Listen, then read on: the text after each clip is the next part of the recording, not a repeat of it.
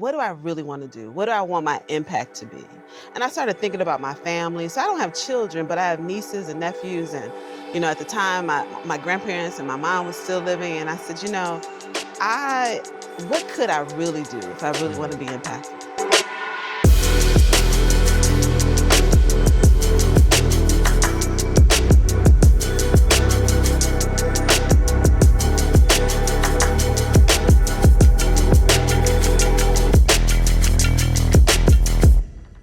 Welcome to another episode of the Traffic Sales and Profit Show. My name is Lamar Tyler. I'm your host. And today I'm joined by Jeannine Brown from Everyday Lead. She is the CEO and founder, but has an amazing backstory about her journey from the perfect corporate career to becoming an entrepreneur. And then on the entrepreneur side, I want to talk about how she does it, right? Selling to corporations, the companies, the B2B, business to business, that so many of you may have thought about, but been afraid of, or thought that you didn't have what you needed to actually do it.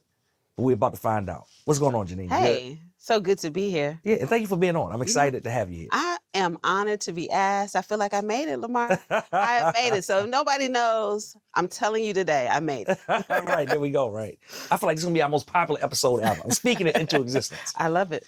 All right, so we have a lot of people watching that are working corporate, that are working the 9 to 5.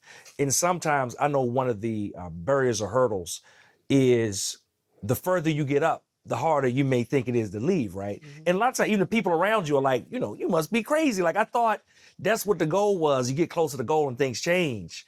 I want to know about your backstory. Like, what was your corporate career before this? And then what made you make that transition? I remember being 25 years old and someone asked me if I would ever want to own a business. And I was like, no, I don't never want to do that. I want to be a corporate executive. No lie. Mm-hmm. Like, I never even imagined the possibilities of business ownership. So like you said, I had a successful corporate career. Every role I ever was in, I moved up really quickly. I was making a significant amount of money at a very young age and loved what I was doing. And like you said, it was like the applause from the fans, mm-hmm. right? My mother was like, she ain't never got to ask me for money again. And I loved it.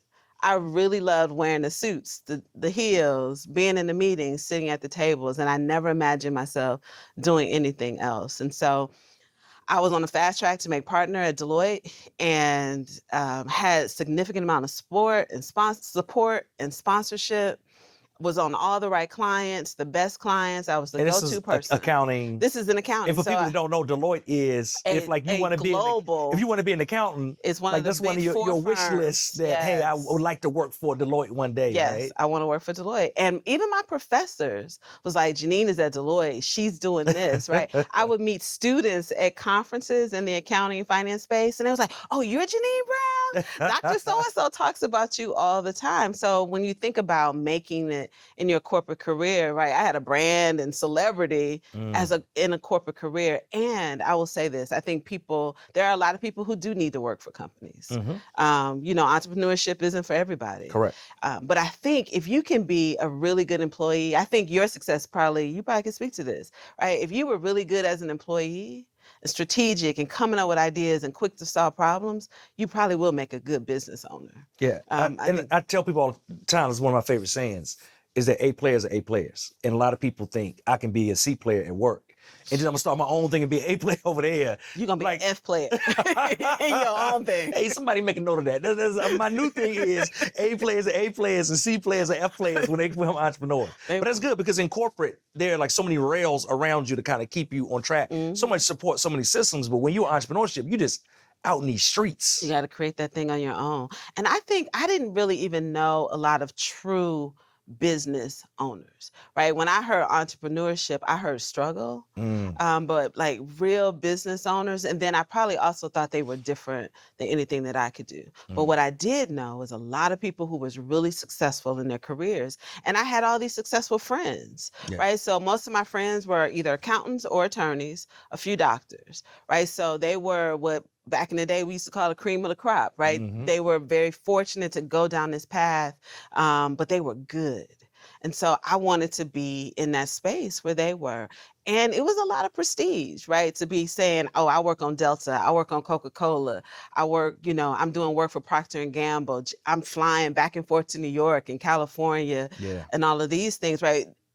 Which was a lot of work, but you do create this kind of pathway for yourself where you think that's the end game, right? Because a lot of people in that space, Lamar, have created generational wealth in these high performing roles. But it Yes. ain't everybody, right? We Exactly. still got a lot of people who don't make that kind of money. So it was hard to walk away. Them shackles of high compensation and bonuses. And if you work in the private sector, you might be getting, stock options and equity Yeah. in some of these companies. So it's hard to walk away. This is, we did an interview with Ashley Kirkwood, and she was telling me as a lawyer, this firm she worked with, all the benefits and bonuses she got. So my first question was like, they still hiring? And like, what my qualifications need to be? Because I'm like, I don't get that stuff now. My so. bonus used to be more than what my mother made every year. Wow.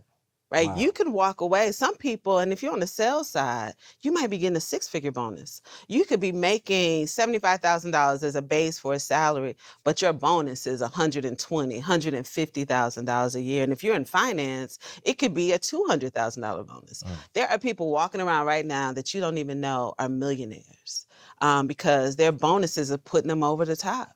And so it's hard to walk away from that and say, oh, I'm going to just take my little money and start a business. So what was it? Was it like a defining moment? Was it just a gradual transition? Like what made you say, okay, I'm moving up the corporate ladder? Because it weren't like you were stagnant either, right? I'm moving up the corporate ladder. Things are going the way I dreamed they would go, but I want to take this different path. I was a reluctant business owner. I did it out of frustration, some ego. And the ego part came when I was working with a partner and clients were circumventing her to talk to me. She was problematic. She wasn't following through. She was problematic. And I realized, wait a minute, she's making like $1.5 million a year. And I'm only making Say what? Yeah. 1.5 a year. A year. But the clients, CEOs and COs and plant managers are calling my cell phone wanting for me to be the solution to their issue and literally saying, Lamar, don't tell her just not want to deal with her at all. They want to deal with her. And I was like, wait a minute, what is going on here? And I thought about it and I thought about it and I loved that work that I was doing. So I was doing economic development work at the time. And so I was negotiating with cities and county governments to get cash and buildings and training, stuff regular folks don't even know is happening out here. And I loved it. So city officials knew who I was state officials, I was negotiating on behalf of my clients. We were walking land, talking about buildings and all of this stuff. And I was like, I could do this myself. Because she's, again, making 1.5 million. I'm making 200 and something, then getting some bonuses, but no. And I literally was like, I'm not going to do this anymore. And I had stacked a lot of cash. So I was like, okay, maybe this is a time for me to be a little bit more reflective and figure out really what I want. Also, the accounting industry had changed a lot. Like regulations, we were highly regulated at the time. The federal government was just a lot of oversight. The industry was changing. Firms were consolidating. It was just a lot of turbulence. And I was like, I don't need this. So tell me about when you make that mental decision, because you always got to make the mental decision for the physical decision to happen. Yeah. When you made the mental decision, okay, I'm gonna step out on my own. What were the first things that you did? You talked about you had cash stacked up. But like, what were the first steps you took? Do not do what I'm about to share. Oh my God! Disclaimer. I need y'all. Like, let's get to me. Let's run like a small disclaimer at the bottom of the screen, right? Do not do what Jeannine is about to advise you to do. Right. So I went down to Hilton Head and hung out for a little bit. I did. I got in my car, drove down to Hilton Head, and I hung out with a bunch of white folks playing tennis. And then I started thinking about, like, what do I really want to do? What do I want my impact to be?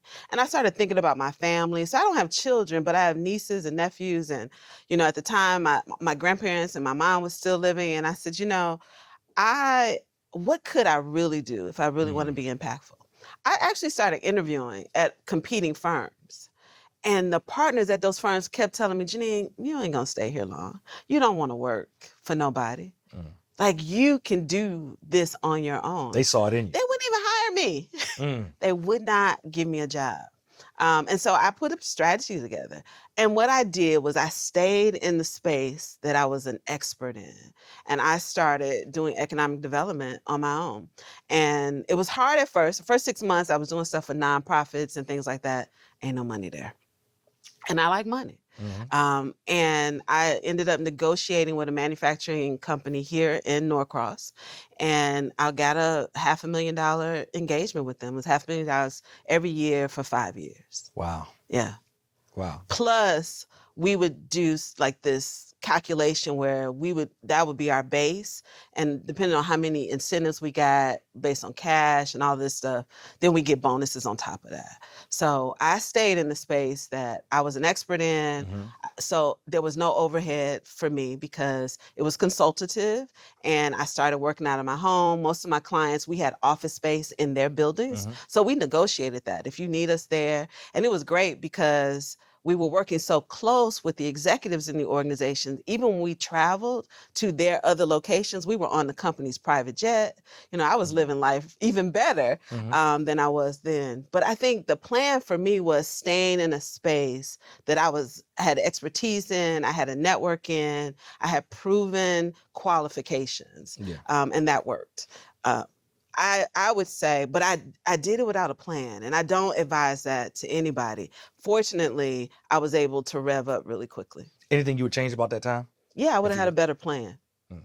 And you think it just would have, even though you had success, you just would have had more success? I would have had more success. I would have had a better plan. I would have scaled up my team much faster, like looking at who do I need to bring in. I would have more automations and systems in place, right? All the things that I do now for the company that I currently own, I would have done a lot more different. I would have had better marketing. And also, Lamar, this was long before there was Facebook, Instagram, TikTok, social media, right? Having a website was golden. And we didn't even have that starting off. But I did realize that you sometimes don't need all of those things because then we hunker down and trying to, get all of that perfect, and then we're not out selling our businesses and our services. I love it all the time, right? And that's the important part. Selling our businesses and services, which is the perfect segue, right? Yes. And you're the perfect person. And I loved you talked about that because I think too many times, like you said, people get caught up on, I can't go ahead and make money because my website ain't done, or my website ain't perfect, or I don't have the business cards, or all of the things, when really people they looking at that stuff, but really the main thing looking at is, do you got a solution for the problem that we got, and how can you help us? Right. And what about you makes you uniquely qualified to solve that problem? And I think that's the biggest challenge. When people think about doing business with companies, part of the reasons they have challenges is they don't know what the solution is that their product or their service can answer or solve for that client. And you can't create business, right? They get caught up in, I don't want to be a salesman. They bring all these limiting beliefs to it. They always want to drag car salesmen. Do y'all know how much money car salesmen make? They make, right? A good one, right? They come back to all of this, these ideas about selling and building a business with corporations that stop them from taking action. When you talk to people that say, hey, I'm thinking about doing B2B, or I want to know more about doing B2B, what's some of the big misconceptions you think they often have? That nobody wants to talk to them. They don't know how to find a contact within a company. They don't know how to get the information they need, and that it's going to be hard. And people don't want to do the hard things. But there's so much reward behind the hard stuff, right? And if you're not talking to people about your business, I'm always wondering, are you really running a business? Because you can't be in places and never talk about your business, right? If I spend an hour in a room, on an airplane, in a car, a ride share, somebody gonna know I own this company. But I see people all the time sitting on planes. Like, why not talk to the person next to you? Because you never know who they are. The last flight I was on, Lamar, I was sitting next to a woman who's an executive for a company here in Atlanta. And somehow we started talking about work and why we were on the flight. I told her where I was going and what I was going to be talking about. And the first thing she said was, we're dealing with that every day at work. Wow. That's good. And I told her that before I said I was the founder and the CEO of this business. I said, our team is doing this. Her team is trying to solve for the problem. So guess who ended up having lunch with her when I got back to Atlanta? Me. You changed my life. I'm gonna start talking to people. You got to. You'd be ashamed of me. I'm be.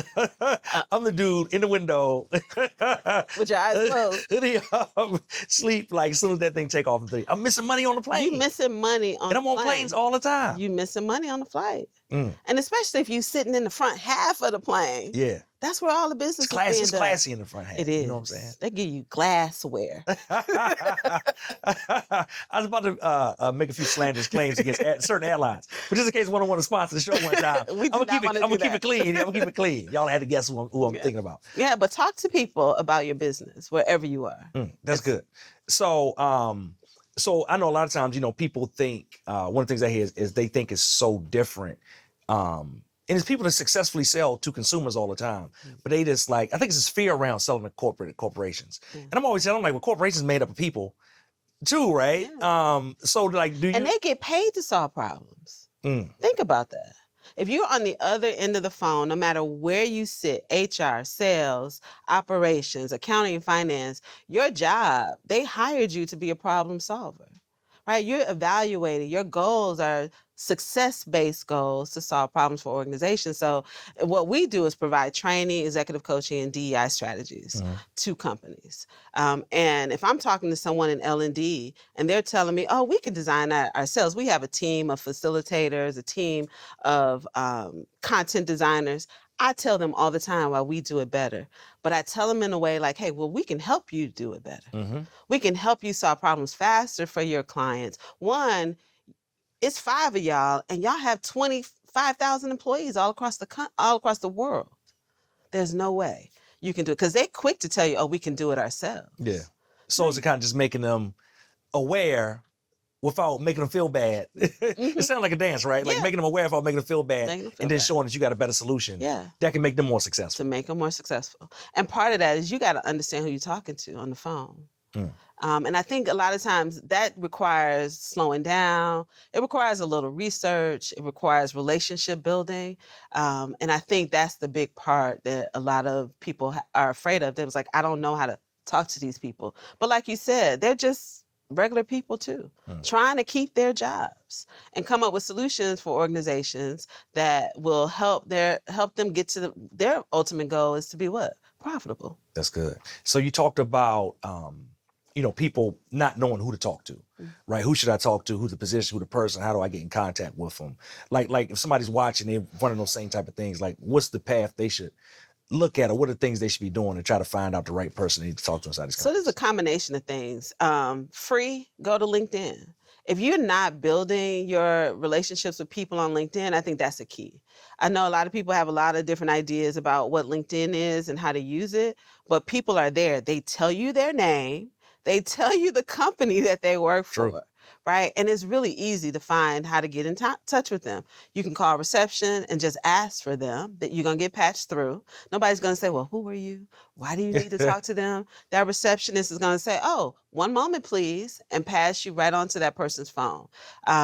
They sometimes even their email address is there. And there are services out there to tell you, like you can buy a service or even find a service that can give you the email configurations for an organization. And then you can just slide in their email in their inbox and start communicating with them. It's really easy to find people now because the world is open to letting you know who they are. And I'll tell you, a lot of people are willing to talk to you. They want to talk to people. Now, I know somebody's saying, can't be true. Because I know people's natural thing is that like, hey, nobody want to talk to you, nobody want to answer the phone or answer your email or whatever. But you're saying that's not necessarily the case. I don't think it's necessarily the case. I think what we bring is this whole street mentality, no new friends, right?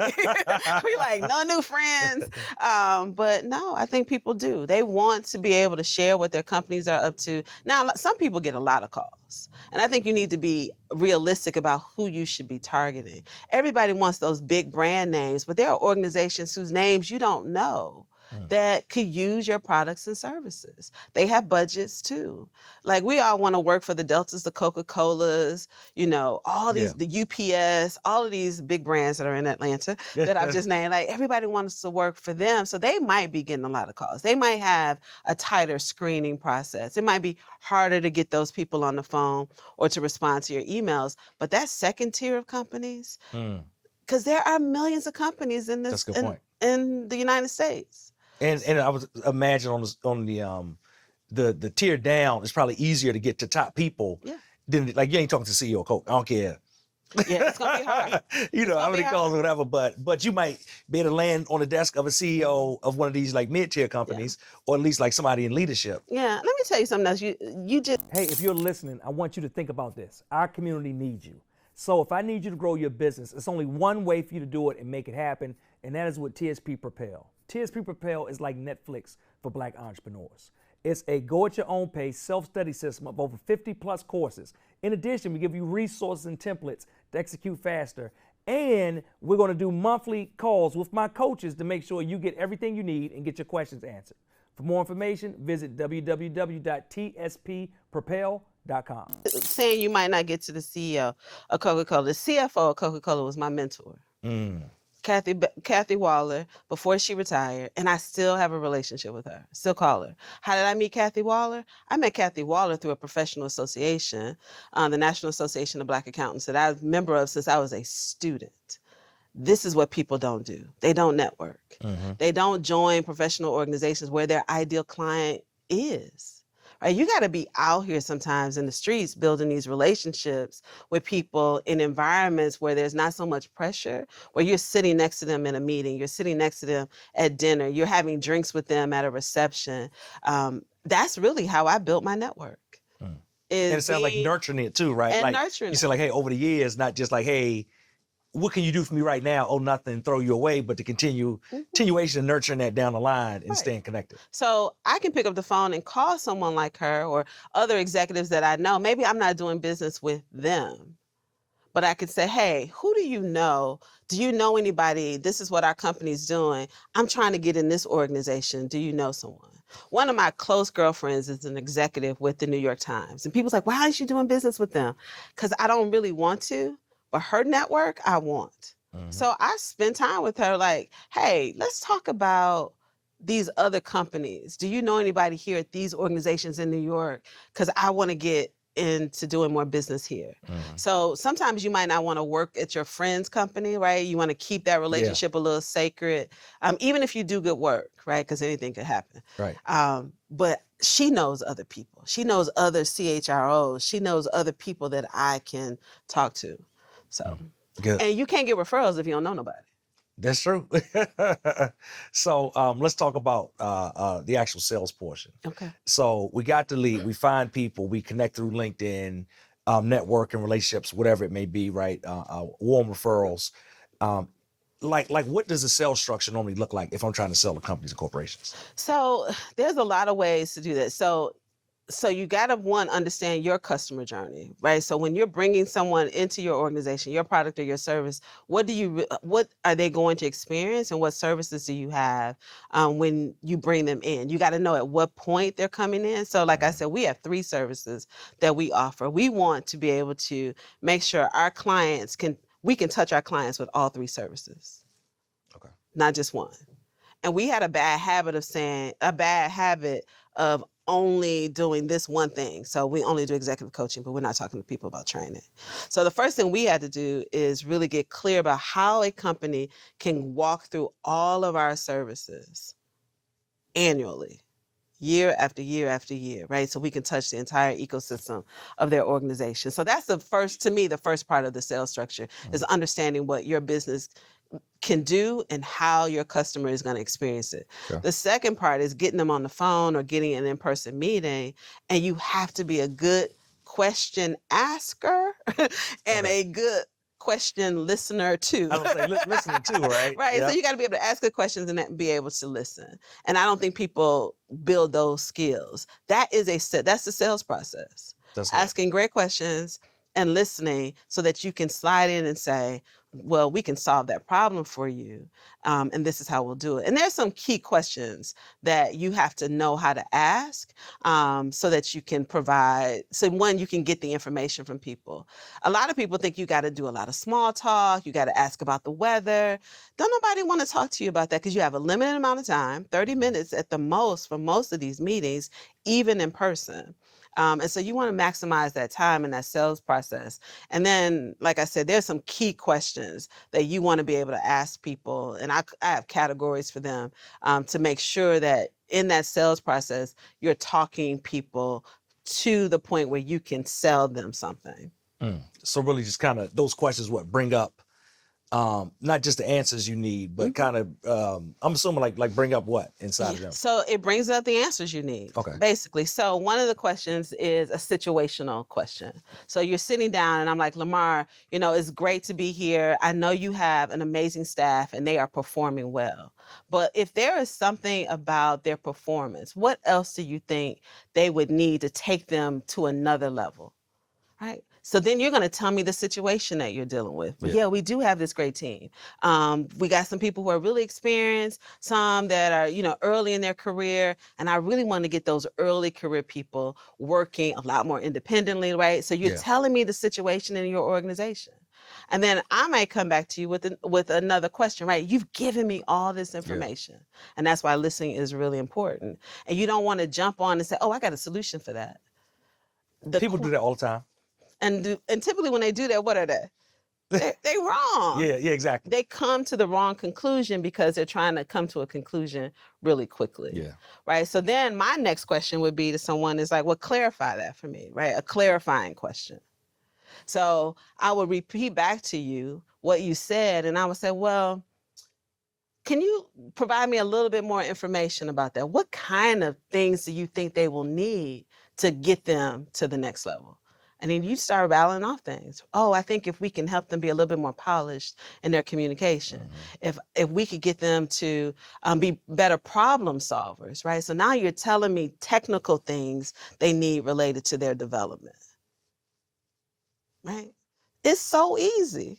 And then I'm thinking, okay, we deliver these programs. We have a communication training program, or we can create one, right? Because I think that's the other thing. People think they have to have everything already created, have already delivered it before, especially in professional services. And you don't. If you have the expertise on your team, you can solve the problem, tell the client, oh, we can solve this problem for you. Go back to the shop and create the solution.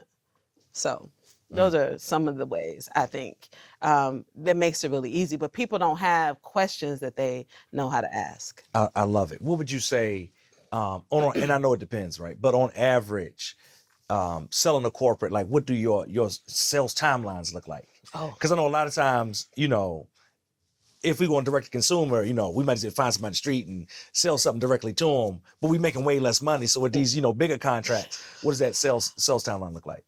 It's a slow drag dance. And the reason it's a slow dance is typically the person that you're talking to, even if they're the buyer, that is not their sole responsibility in the organization. And so the reason business development and sales is so important, and it has to be an ongoing weekly process of your business, is because it could take a long time. I'll give you a perfect example. Hot lead.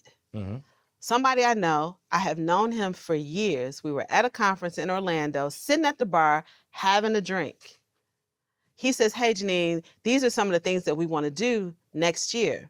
I told him, he's like, but we definitely want to work with you. I was like, okay. Went back, you know, got back to the office, sent the proposal. We designed a whole program for them, Lamar. It took 2 years before we actually was on site delivering it. 2 years. Most people will be like, they ain't gonna do nothing, right? That whole, we bringing that relationship street stuff that I always say into business. And some people would get tired and weary. I just kept checking in. He was like, we're gonna do it. But that wasn't his key responsibility. He was a partner in a firm responsible for a whole more than this program that we were designing for their Black employees. But when we delivered it, killed it. We did so well, but it was a 6-figure engagement, but it took 2 years to close it. So I love that. I got two questions on this, or two questions slash comments. I love it because number one, always tell people that people are busy. I think so many times people get like offended and they like, I called this person, I emailed, they don't want it, they must not be interested in it. And they take all this personal stuff from things that ain't personal. Yeah. Right. So I love that piece. This is why business owners need coaches and therapists.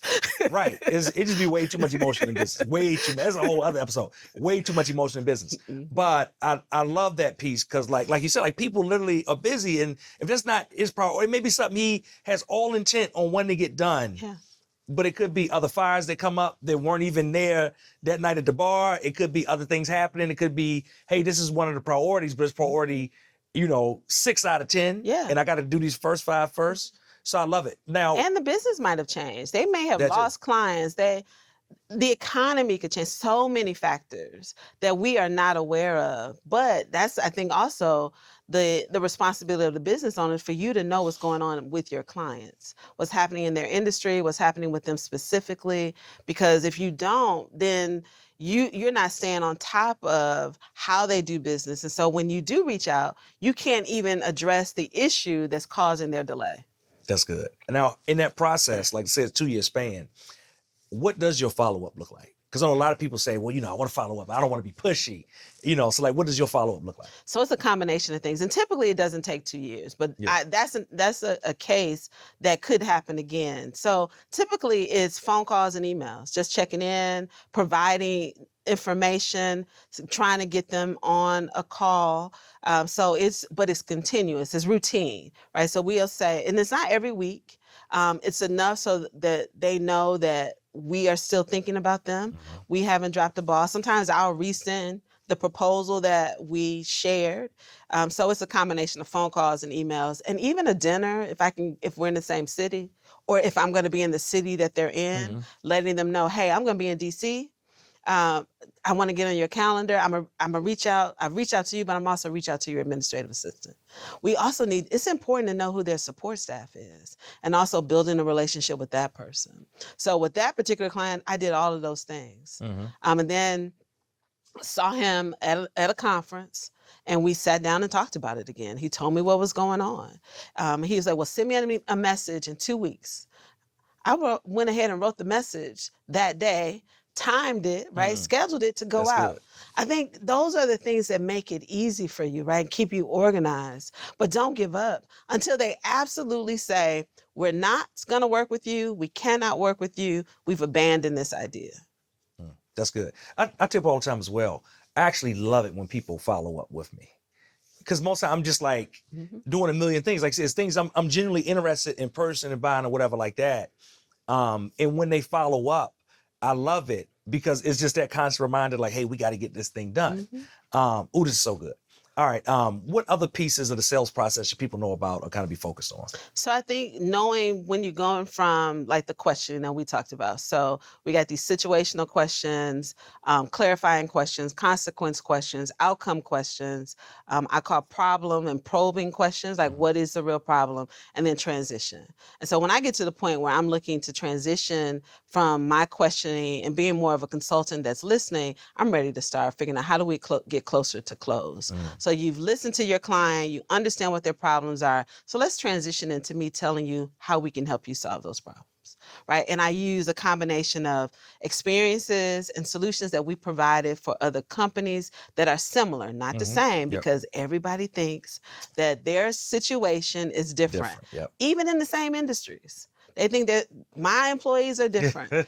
Everybody's special and unique, but they really aren't, right? They are special and unique to themselves and in their own particular way, but we have those solutions. And so we share those things with them. We give them real examples, right? And I try to do this without fancy proposals and charts and graphs, because just like our conversation, people want to be talked to. They first want to be listened to, and then they want to be talked to, right? So I'm telling them how we can solve them.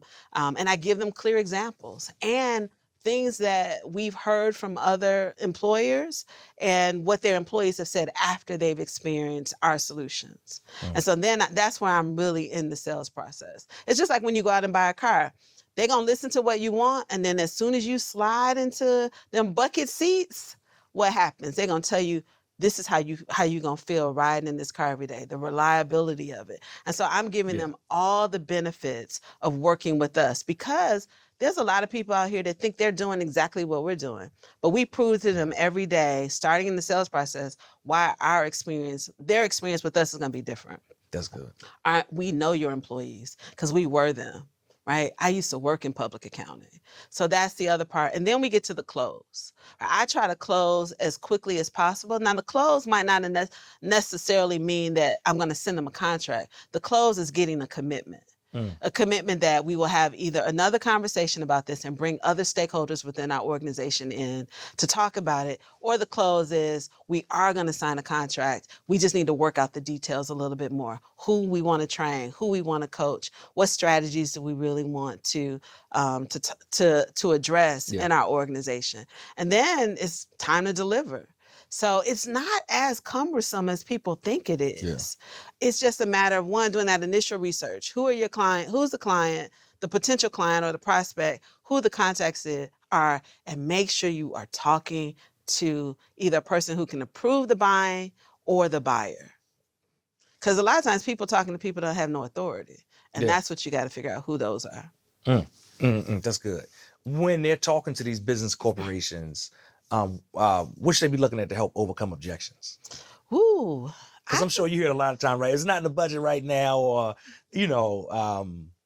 That's when my consequence questions come in. So when they start talking about, oh, that's a little bit more than we expected to spend, I will quickly say, well, what would happen if you can't solve this problem?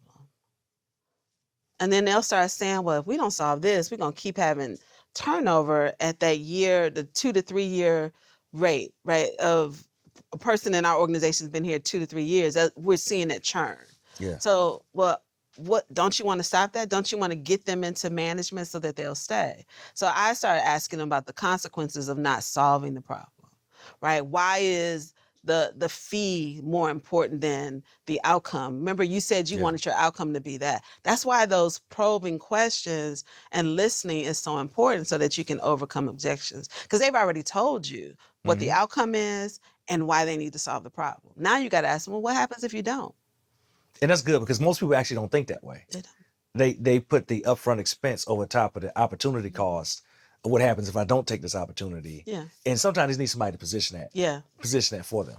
So I had a situation happen to me.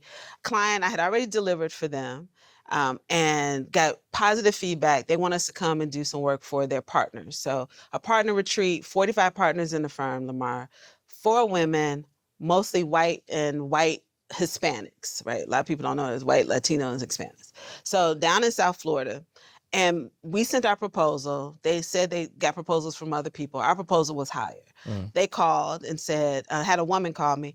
She's a partner in the firm. She's like, I really hate to ask you this, but our CEO wants to know, can you reduce our rate? We got proposals that were less than yours. I said, have you ever heard those people speak before? Have they ever delivered for you? No, but they came highly recommended.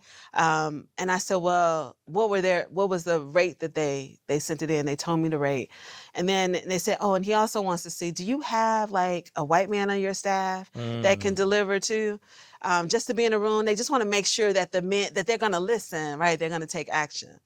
And I said, well, no, I don't. And I won't be bringing anybody. And I cannot reduce my fee. I said, y'all have already experienced us. You've seen the feedback. You know that I can speak to this, right? I held my ground. And it's like, well, we want to do more work with you next year, and we got another thing we want you to do. I said, let's do this. If there's no impact, I'll give you a refund, 100%. That's how I knew. Before I left, they offered me a job twice. They was like, will you come work here? And that's the sales process too. So even when you're delivering, you are still selling. Like a lot of people, I think they lose their momentum and they deliver their product or service and then they out, right? I got the check, it's been deposited in my account. But even in that delivery process, that is really your final step in the sales process, because it should start you selling again. You should go from step 5 back to step 1.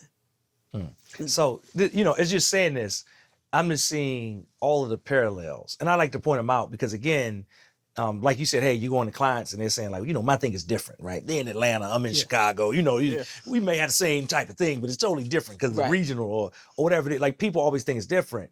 But what you're talking about is the same thing that works for products, it works for services. Like a lot of the framework you lay down is the same framework for B2C, right? You talked about lead generation. Yeah. You talked about, listening to what the problem is, providing solutions based on the problem, overcoming objections, crafting an offer that fits the needs of the that people. irresistible offer. You talked about risk removal. Yes. You told them like, hey, you know what? Like, on somebody's Shopify site, maybe a 30-day money back guarantee. You told them like, hey, I told them like, hey, if I come down there and I don't deliver, like this is what we can do to remove the risk from you. Yeah. And to say that I stand behind this product, whether the product is a product or service, yourself or whatever, I stand behind it that much. Yeah. So again, right, it's like for all the people listening, I think what's important and what I want them to take away is our mind a lot of times tricks us into saying it's not a conversation for me. Yeah. And then it like shuts down. And there's so many nuggets that we can pick up to where instead what our mind should be saying is, how can I make this conversation for me? Like, even if it doesn't seem like the parallels are there, taking the pieces of it and applying it to whatever we do and how we do it. Yeah. And it's all a mind game. You got to change your mentality about it. But again, you have to know what your products and services can do and the solutions that they can provide. Not just, I got this lotion or I got these corporate gifts. What is that corporate gift going to make those employees feel and experience from the employees, right? We got a morale issue in our organization. What is your box going to do to change that morale for our employees? And I think that's the thing people don't really understand. They don't know what their problem is solving. And those consumers are the same as they are if you found them on the street or if they walked into your store. And I think if we remove the term like sales, I'm not selling. Yep. I'm building my business. So this is business development. We're prospecting. We're building client relationships. I love it. All right, if the people want more information on you, they want to get their hands on your red hot book, right? Yeah. Like how can they find you online? I forgot about that. So when I am not closing deals, and I'll tell you, closing deals are my favorite thing. You know what it's like, right? That adrenaline rush, like you done closed the deal. When I'm not doing that, I am the author of the book, Unstuck and Unstoppable. It's a career development book. So you can go to Amazon or you can come to our website, unstuckandunstoppablebook.com, and get a copy. You can also find me on all social media platforms as Jeannine K Brown. And my website is also jeanninekbrown.com. All right, awesome. I love it. Thanks so much for coming today and sharing this information. And again, I want you to just take action. Like literally, there were enough actionable nuggets in today from Jeannine that you can actually begin to implement immediately so you can start to see success and move into a new lane of business that maybe you hadn't even thought about before. I hope you enjoyed today's show. We drop new episodes every single week, so make sure you subscribe and turn on notifications. Enjoy the next episode.